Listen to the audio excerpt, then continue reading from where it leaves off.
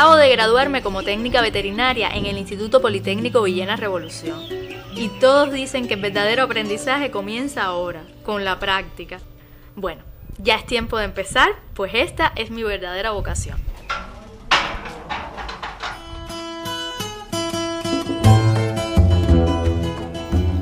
En mi casa siempre hubo animales domésticos, pero a mí me gustan más los productivos. Sí, porque mi abuelo desde niña me lo fue inculcando. Me enseñó a partear a las marranas. Y bueno, era yo quien limpiaba el hocico de los recién nacidos. Ya de grande yo ordeño vaca, le echo comida a los cerdos y pastoreo un pequeño rebaño que levantó el viejo. Pero les digo la verdad,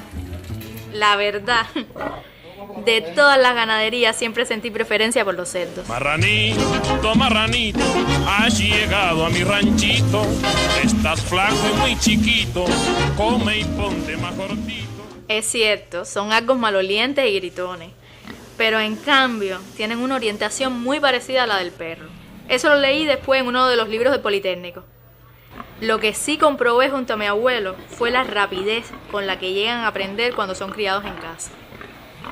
De ellos resulta interesante la genética, el manejo y la carne, que sí me gusta. ¡Ah! Que sí me gusta esa carne rica, rica. Ay, mi pobre marranito, te van a volver jamón. Pobrecito, mi chiquito, y tu cuerpo chicharrón. Por ahora no puedo dedicarme a ellos como quisiera, pues me ubicaron en una vaquería a hacer el adiestramiento laboral. Aunque mi tío Ramón me ha dicho que en la UVB Genética Porcina, donde trabaja él, hay plaza y puedo irme para allá como técnica y trabajar en una de las áreas. Yo sé que me aceptarán porque esa actividad ganadera necesita personal por el aumento de su producción en los últimos años. Para hablar de la producción porcina en estos momentos en nuestro país, debemos remontarnos al triunfo de la revolución. En 1959, la actividad porcina organizada, intensiva, rectoreada por el Estado, con la aplicación de la ciencia y la técnica, con el uso de una raza altamente eficiente, con un tronco genético estructurado para poder llevar un desarrollo de la producción de cerdo en Cuba, como existe hoy. En el momento del triunfo de la revolución podemos decir que era cero prácticamente. La actividad porcina era por pequeños gatos en potrero, no con razas de calidad, era más bien puerco criollo. Y se decía, por parte de los americanos, el Departamento de Comercio de los Estados Unidos sacó un folleto en los años 40, donde decía que en Cuba no se podían desarrollar las razas especializadas del mundo, producto del clima cubano, de la situación cubana. Lógicamente todo se importaba de allá y no le convenía eso. En los campos siempre los productores tuvieron cerdo y no eran productores, sino criadores que usaban la carne de cerdo para el día de la actividad de la fiesta, pero no habían producciones de cerdo organizadas y ni de forma sostenible. Como todo tiene su historia y estoy trabajando con los cerdos como yo quería, voy a decirles de algunos apuntes que hice acerca del origen de la genética porcina en Cuba. Para que vean qué interesante. Hay que decir que una de las primeras tareas que tuvo la revolución como parte de elevar el nivel de vida del pueblo, de la calidad de la alimentación, fue estructurar una producción que tuviera un encadenamiento productivo desde la genética hasta la ceba del cerdo. En los primeros años de la revolución se trabajó ya con raza pura, igual en potrero, en maternidades y posteriormente se pasaban las puercas con cría para los potreros. A partir de nuestro comandante en jefe de incrementar la actividad porcina en Cuba, que era una de las vías de garantizarle carne al pueblo, se empezó por mediación del centro genético, con los genéticos, buscar mayor calidad en la actividad porcina. Así Fidel indicó adquirir en el mundo los mejores ejemplares de genética que pudieran ser la base del núcleo para el desarrollo de la actividad porcina. Se experimentaron en muchos países y al final se decidió importar animales desde Canadá y se importaron reproductoras genéticas de la raza Yorkshire y reproductores de la raza Landrace, también Duro Jersey, y se establecieron las primeras granjas porcinas genéticas. Buscando cruces que se resistieran a nuestro clima, porque realmente los cerdos raciales que venían de Canadá, a enfrentarse con nuestro clima, con esta temperatura, la respuesta no era favorable. Y en aquellos años se creó la empresa genética que hoy tiene una consolidación y que podemos decir que ha sido un logro de la revolución. La genética porcina es una genética competitiva a nivel mundial.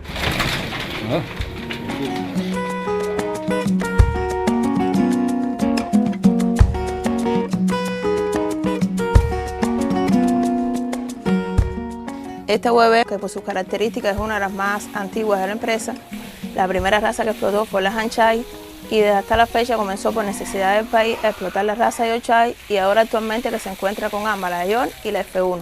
La hemos logrado estabilizar gracias al esfuerzo de todo su colectivo de trabajadores.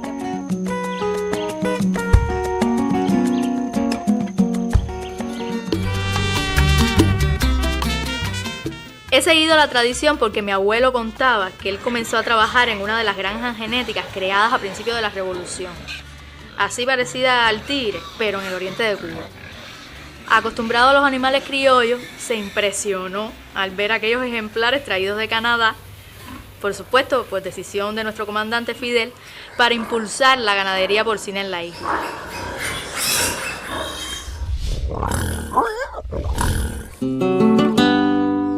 Al profesor Eloy Mejías, nada de la historia de la ganadería porcina en Cuba le sabe ajena, dada su vinculación a ella desde su juventud.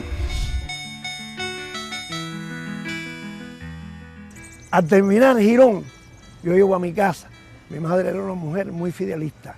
Y cuando yo llego desmovilizado por unos días, ella me dice, Fidel ha creado una escuela en La Habana de zootecnia y yo te tengo una boleta que te conseguí una beca. Bueno, yo pedí permiso en el batallón, me dejaron porque bueno, ya estábamos desmovilizados, habíamos terminado las operaciones y vine para la escuela, que fue aquí en Sancho Boyero, la Escuela Nacional de Zootecnia. Desde allí comienzan sus nexos con el conductor de la Revolución Cubana, primero como estudiante y luego como obrero del primer centro genético porcino. En el año 62, 24 de febrero del año 62, ya se funda el primer centro genético en nuestro país, llamado Laje. Ahí empecé a ver el comandante en el centro que iba a vernos. A mí me designaron jefe de la maternidad y lactancia del primer centro. Y al final empezamos a construir otros centros en el país genéticos y llegamos hasta 13 centros genéticos, que son los que tenemos hoy. Después vino que ya más adelante me nombraron jefe de la genética. Riendas temporales que ha retomado Eloy tras su jubilación, pues nadie como él para guiar los destinos en Cuba de la genética porcina que Fidel nunca desestimó. Él siempre fue muy categórico en que sí, que en Cuba se podía hacer todo, lo que hacía todo el mundo lo podíamos hacer nosotros. Y por eso es que él fue el creador, la persona que nos enseñó a que podíamos hacer las cosas, y sobre todo en el tema de la actividad porcina. Y que lo que teníamos que hacer era importar las mejores razas del mundo, un grupo grande de razas, en este caso 12 razas importamos por orden de él, y de ahí quedaron, y él decía que iban a quedar las razas que se aclimataran bien en Cuba. Efectivamente, de esas 12 razas que trajimos, se adaptaron 4 razas. Con la creación del INRA en los primeros años de la revolución también, el programa se crea, se comienza a tener los primeros resultados en el año 68 con 16.000 toneladas de carne de cerdo en pie. Después se va logrando 4.500 toneladas a ese ritmo anual, logrando el pico de producción en el año 89 con 102.000 toneladas. La aparición de estas unidades en la isla desató la ganadería porcina intensiva con el nacimiento de animales raciales adaptados a nuestras condiciones climáticas, más productivos, pero afectados por el impacto nocivo del bloqueo. Hay que hablar de eso. El bloqueo nos ha hecho mucho daño porque los alimentos que se usan en la ganadería porcina intensiva son alimentos importados y entonces no es fácil, no nos ha sido fácil eso. A pesar de eso, se ha logrado el desarrollo de una genética muy técnica, donde se produce una selección, se lleva una genealogía a la perfección y da como resultado que podemos hacer los reemplazos en la producción. Todos los reemplazos que se necesitan en la producción se logran a través de esta empresa genética porcina. Eloy tuvo muchas vivencias con Fidel, pero en él quedaron prendadas estas palabras que siempre reitera a superiores y subordinados. El comandante me ha dicho que la genética porcina es patrimonio del Estado Socialista de Cuba y ellos siempre fueron en eso incondicionales e increíblemente nos ayudaron en todo y eso trajo como consecuencia el desarrollo que hoy tiene la genética porcina de Cuba.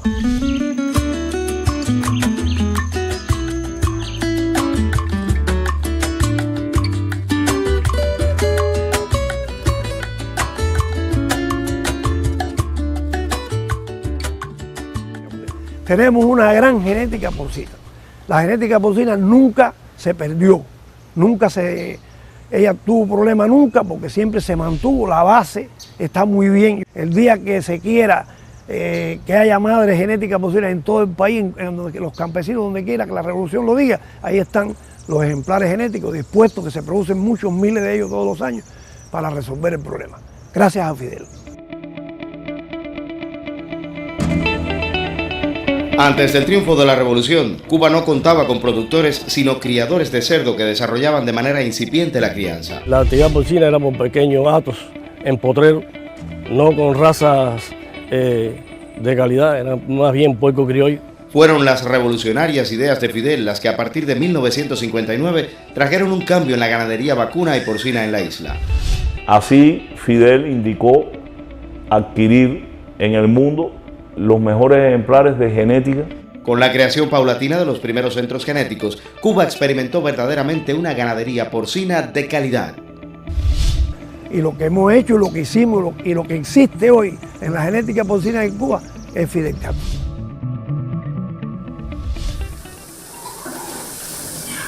Hay unidades en las que todavía laboran porcicultores que conocieron toda esa historia porque trabajaban en ellas desde muy jovencitos.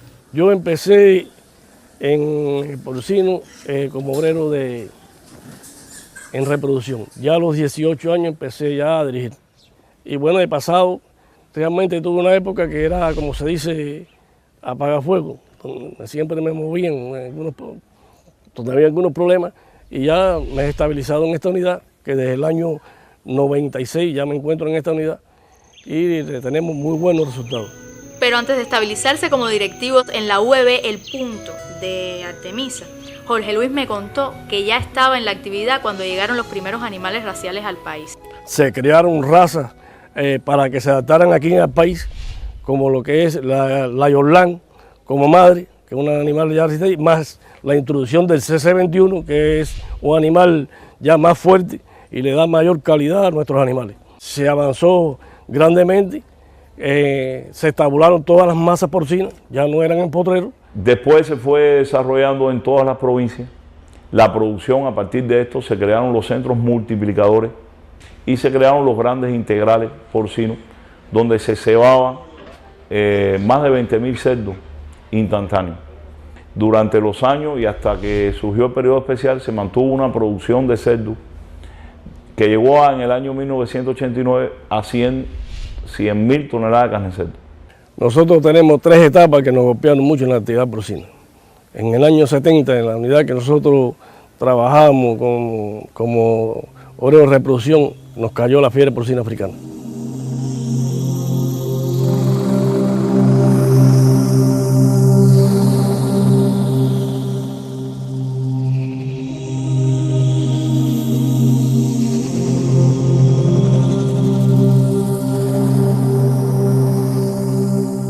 La fiebre porcina era profesor de institutos tecnológicos y fue un desastre.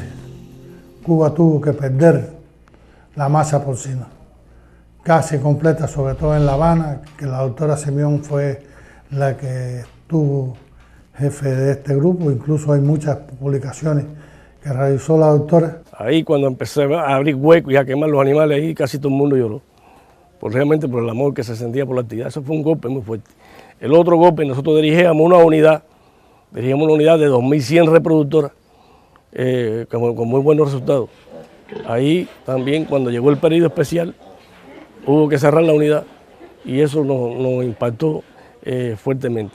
No pudo ser posible mantener esos centros, primero por el pienso, y esto no fue posible mantenerlo. Sin embargo, se hizo una estrategia para mantener la genética, que nunca se afectó, y la reproducción, aunque no se pudo mantener los volúmenes. Y el país en el año 93 cayó de 100.000 toneladas solo a 22.000 toneladas de cerdo.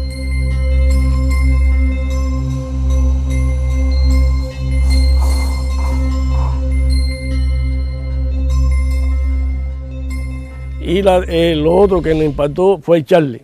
El centro pasó por aquí y nos hizo un estrago tremendo. Bueno, hasta el dedo perdí en el Charlie, pero realmente acabó con esta unidad. Esos son los 3 aspectos que me han golpeado mucho en la actividad porcina. Pero nos hemos repuesto rápido y esto fue una cosa rápida cuando lo recuperamos enseguida. Y en el año 2005 se lanzó nuevamente el programa de recuperación porcina con el objetivo de alcanzar 100.000 toneladas en el año 2006. Fueron años muy duros, pero muy bonitos. Fueron años del privilegio de sentir que el comandante dirigía directamente nuestro programa. Fue un reto que él lanzó de producir 100.000 toneladas e igualar el récord histórico, que se trabajó sin descanso y que se ha cumplido porque, como explicamos, se han superado esas cifras y se ha llevado adelante, se han vencido enfermedades como el cólera porcino, que había destruido ya en 2 ocasiones la producción de cerdo en Cuba. Se ha logrado que eso no suceda, se ha ganado en experiencia y se ha puesto en práctica los conceptos de Fidel.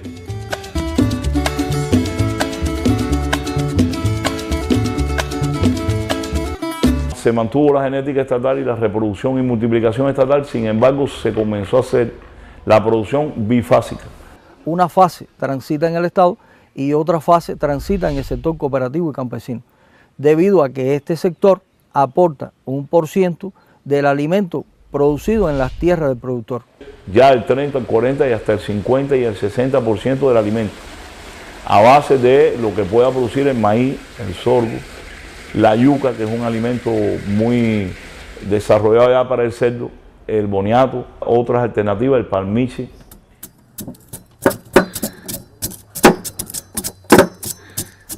Y surgió también mejorar estos alimentos. A partir de la fermentación de estas viandas, se crearon lo que conocen los productores como el yogur. También en un momento determinado se había usado, y es posible, los subproductos de la industria azucarera, fundamentalmente la miel B. La miel B puede sustituir el maíz y realmente el programa porcino ha venido buscando alternativas para el alimento, que es el 80% de los gastos. Este modelo del uso de la tierra de los productores y la incorporación en estos momentos supera los 12.000 productores. Y este reto está todavía en camino. Cada día más debemos seguirlo perfeccionando.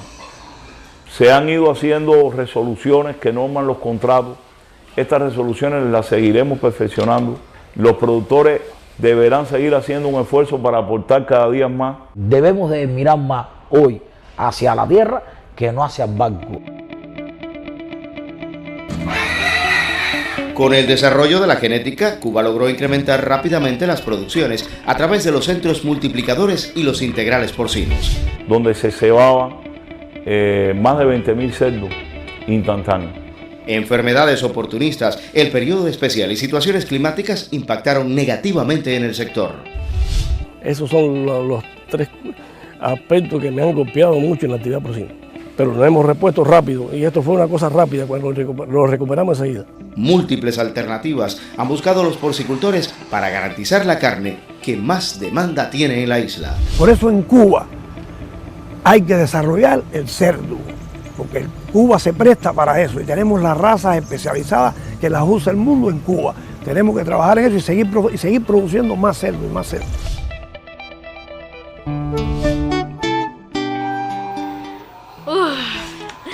Mi primer día en la unidad. Bueno, eso ha sido una clase y de las mejores del Politécnico. Yo sabía que este era el lugar para aprender y trabajar. Ah, y les digo más, mi abuelo es un sabio. Un día me dijo, cuando los productores cubanos aprendan a manejar la genética porcina, verás muy pocos lechones criollos en las fincas.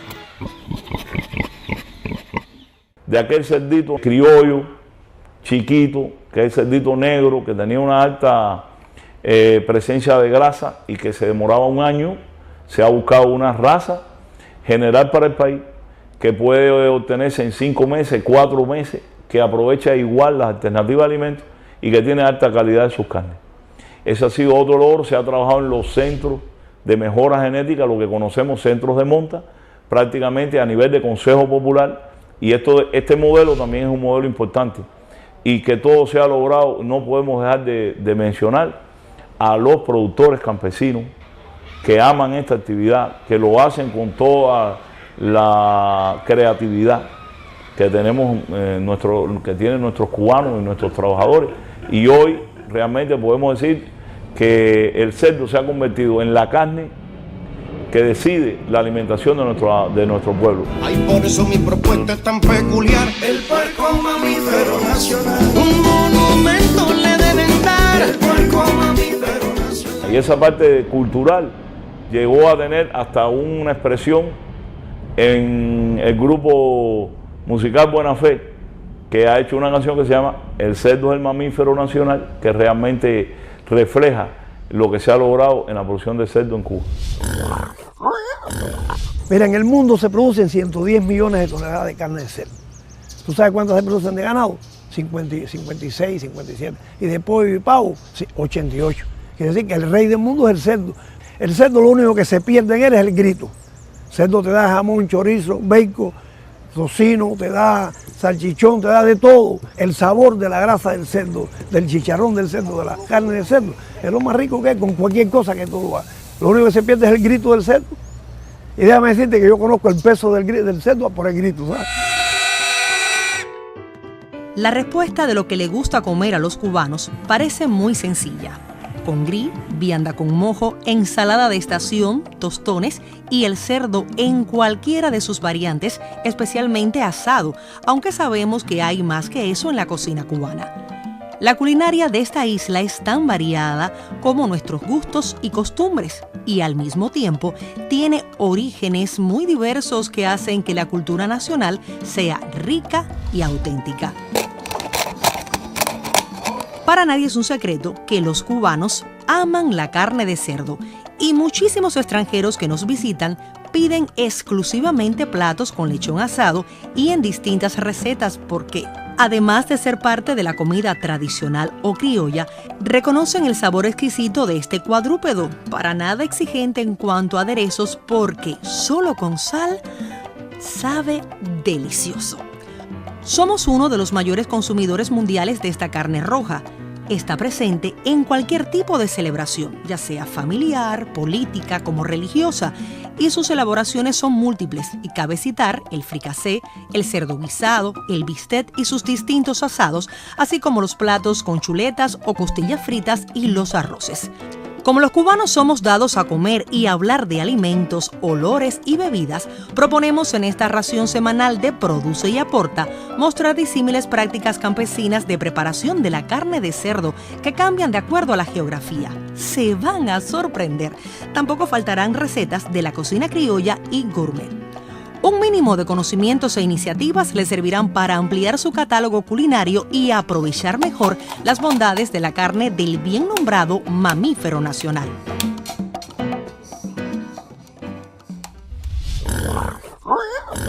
Por lo visto, la ganadería porcina es una de las más estables y con mayor logros en el país.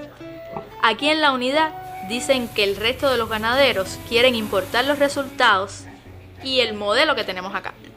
Yo creo que los logros que se han alcanzado en el programa porcino tienen que ver mucho con la atención que se le ha prestado a la empresa porcina genética, porque si no tenemos en cuenta los caracteres de la genética, no hacemos nada con tener un buen alimento y no tener una buena raza. Se ha tenido el logro de no tener que importar carne de cerdo, creo que es un logro, y se ha tenido también el logro de todos los años crecer hasta duplicar el récord histórico de las 100.000 toneladas. Y en estos momentos estamos hablando de volúmenes de la empresa especializada de porcinos de 200.000 toneladas. Las razas que tenemos en Cuba son las mejores razas que tiene también en el mundo. Yo creo que es un logro del comandante, de su esfuerzo desde los primeros momentos de la revolución, que es los logros que nosotros tenemos hoy. Cada vez que la producción porcina da un paso, nosotros pensamos en Fidel. Tenemos el compromiso de seguir su legado, tenemos el compromiso de llevar cada día más adelante ese programa como muchos otros, porque realmente le entregó su conocimiento, su energía, su dedicación, y creo que es un deber llevar adelante este programa porque sabemos la necesidad que existe de que sea así para el aporte de la economía de nuestro país. Yo estoy clara de mi misión y ahora voy a comerme el mundo. Oye, es un decir. Yo quiero saber de todo.